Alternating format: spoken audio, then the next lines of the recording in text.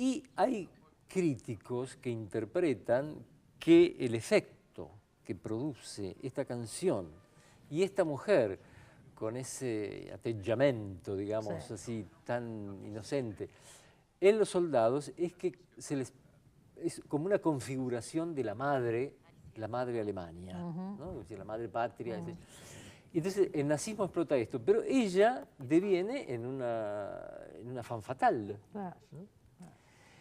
Y lo notable es que, bueno, terminado todo el proceso de la guerra, se olvida. La gente se olvida de ella. Y cuando ella va a buscar a su Robert, a reencontrarlo, está casado. Está casado. Bueno, vamos a ir a un corte ahora, pero en el próximo bloque vamos a hablar acá sí, después de la guerra se muestra, y la primera película es la de Rossellini, de la que hablaba hace un ratito Néstor, la Alemania año cero, se muestra la Berlín destruida. Vamos al corte y seguimos con esta película, ya volvemos.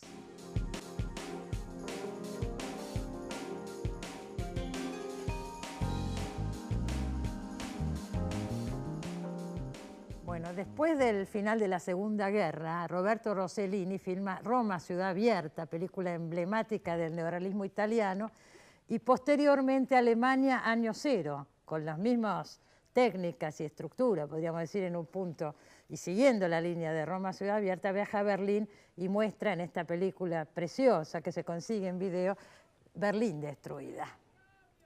Eso de preciosa. A mí me pareció una gran película. No, sí, es una gran película, pero... Es tremenda, pero es una gran película. Toma un chico sí, como protagonista, un chico de 13 años los más historiadores del cine italiano dicen que es el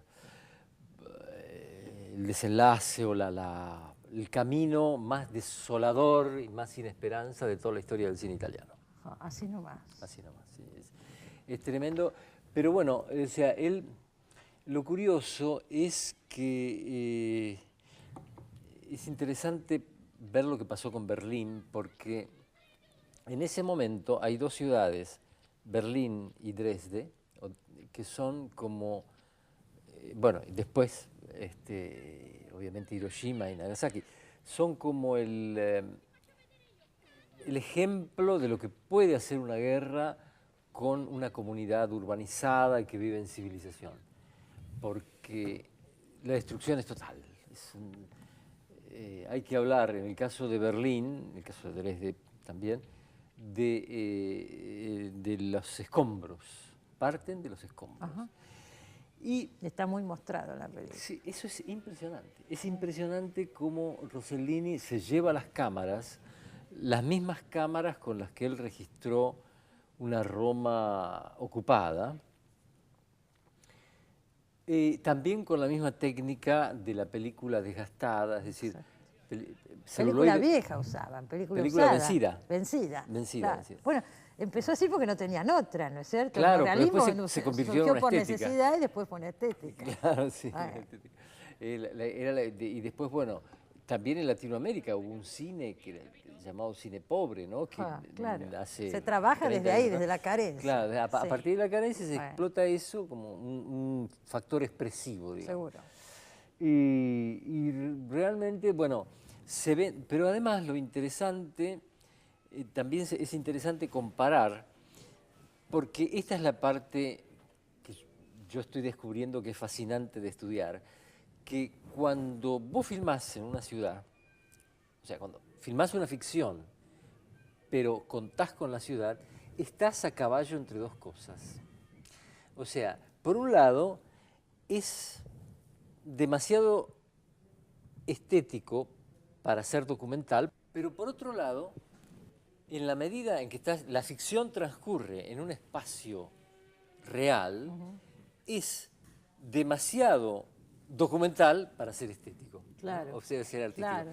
Esto es formidable porque en los dos casos, ¿no? Es decir, en el caso de Berlín, perdón, de Alemania año cero, vos registrás la gente que toma los tranvías, que viaja en el subte, y en ese sentido yo la compararía con la gente que filma en el subte Wim Wenders en las salas del deseo. Claro. Que en los dos casos es gente, en un caso es, en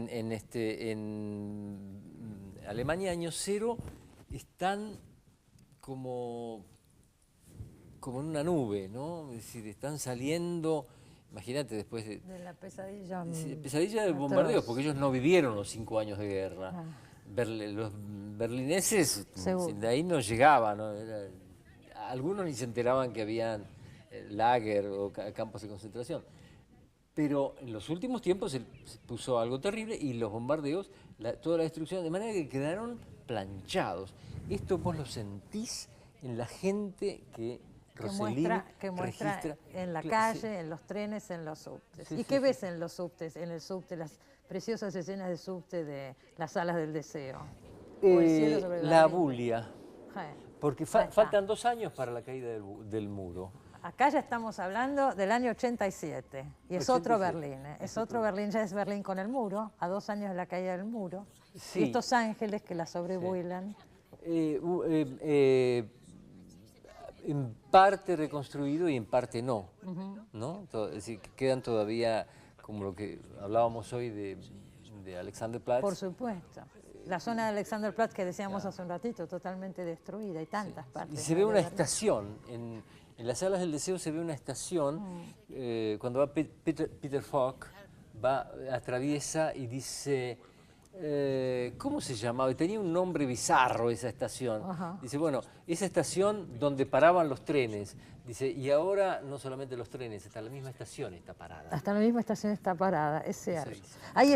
Hay una escena, recuerdo, que están los 2 ángeles hablando en medio de la división del muro, porque el muro no era solo el muro, había Claro. una serie de fosas Claro. y de... Es el momento en que el ángel de Bruno Ganz Decide... Daniel se llama. Daniel se llama. Bruno Ganz, digamos que es un gran actor alemán que trabajó también en La Caída, hace de Hitler, ¿no? La Caída. Claro, sí. Es el mismo actor. Sí. Sí. El momento en que él es decide... él decide convertirse en mortal, dejar de ser Exacto. ángel, y atraviesa el muro o se cae, no me acuerdo bien. Sí, va al otro lado. Va al otro lado, Va al sí. otro lado. Y cerca de ellos hay unos guardias que son de la Alemania del Este, de la Berlín del Este, que son los últimos días de ellos ahí, Ajá. ¿no? Sí. Eso yo no sé si los han filmado de verdad, si es porque es como una casa, Bueno, las casillas que había, Las casillas. sí, eran los puestos fronterizos. Sí, Sí. pero hay puestos fronterizos con un coche, un jeep, una especie de jeep soviético, Sí. y 2 soldados de Berlín Este. Lo que yo me pregunto es si son verdaderamente... Claro, ¿no? si son O actores o si no lo han sabemos. filmado, ¿no? Porque eso lo podés reconstruir. Lo podés reconstruir. Absolutamente se puede reconstruir. De todas maneras, hay fotos en los museos, ahí en Checkpoint Charlie, que es otro punto, y demás, hay un museo grande y se ven muchísimas fotos que parecen de escenas de esta película. Y esas son Claro, reales, o sea, claro. si está reconstruido, está muy bien reconstruido. Sí. Muestra otra Alemania, y esa Sí, es una sí, película absolutamente poética, pienso que también con valores estéticos. No sé, es una película, a mí por lo menos me gusta mucho. Es maravillosa. Sí. El problema en su El momento... guión lo hizo con Peter Handke, está inspirada en la poesía de Rilke, tiene muchos elementos. Sí. En su momento no fue del todo valorada, ¿eh? Ah, ¿no? No, porque todavía, o sea, tiene, digamos, no hay peripecia, no claro. no hay plot. No, Lo único que estás esperando Hay es gente que puede decir es lenta, ¿no? claro, Sí.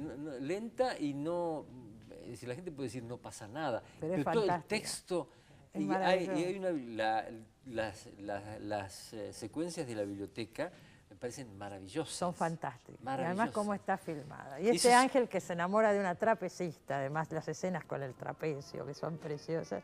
Y bueno, y elige ser mortal, sufrir como cualquier humano y quedarse acá, dejar de ser ángel. Pero ahí tenés un ejemplo de la interrelación que hay entre la posibilidad de la cámara que registra el montaje y la arquitectura urbana. Es Ajá. decir, en el caso de esta biblioteca, no me acuerdo cómo se llama el arquitecto, pero reconstruyó mucho de Sí. Berlín. Es un arquitecto crucial en En la la historia de la reconstrucción. arquitectura alemana. Ajá.